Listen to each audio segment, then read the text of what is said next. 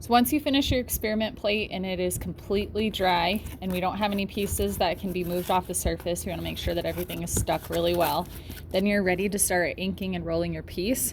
So you're going to take a piece of newsprint, put it behind it so we don't get ink all over the table, and then you need a piece of magazine paper.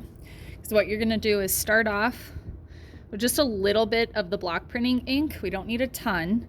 And then you're going to take a sponge, and the reason why we spread this out and kind of blot it on the paper first is so we get an even application. So you just want to wait till that's a flat layer of ink, and we want to kind of stamp it over the top of this. You can always add more ink.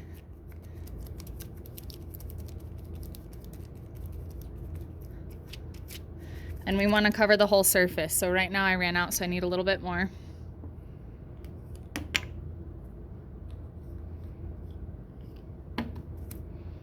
And again, I'm going to even it out. I'm not just going to go right over to it.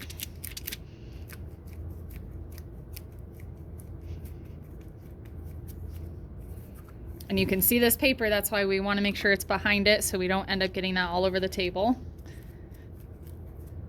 And this is the experiment. So if you guys see while you're working that one of your textures is difficult to ink or difficult to work with, take a mental note of that so you don't use it on your final. Then once I have an even layer of ink, I'm going to set this down. I'm going to wash this. Okay, you guys will be responsible for washing it because I'm only going to have 2 sponges available at a time. You're going to take another piece of newsprint and we're going to head over to the press. Okay, so the press, let's set this over here. The press has 2 layers of fabric.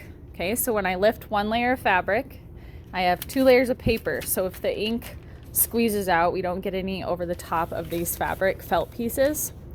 Okay, so then I can lay my print down. And I can lay the paper down, or if you'd like to do paper first and then print, that's okay too. So I'm going to attempt to center this on here, but I'm working one-handed. Okay, I'm gonna lay my other paper over the top, lay my felt over the top. Now this says do not touch, and it should be at 20. So just don't touch these knobs. Those are already adjusted at 20. This is not a slab roller for clay. And then we have a handle down here. So I'm going to turn the handle and run the roller over my print.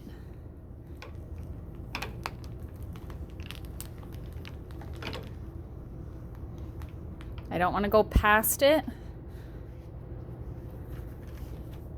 Take the paper up, and you can see that it punctured my paper. So that texture might have been just a little bit too much. I should be able to peel it up and then look at my print. Okay, so this is that demonstration. You can see a little piece of rice ended up sticking to it because it wasn't adhered enough.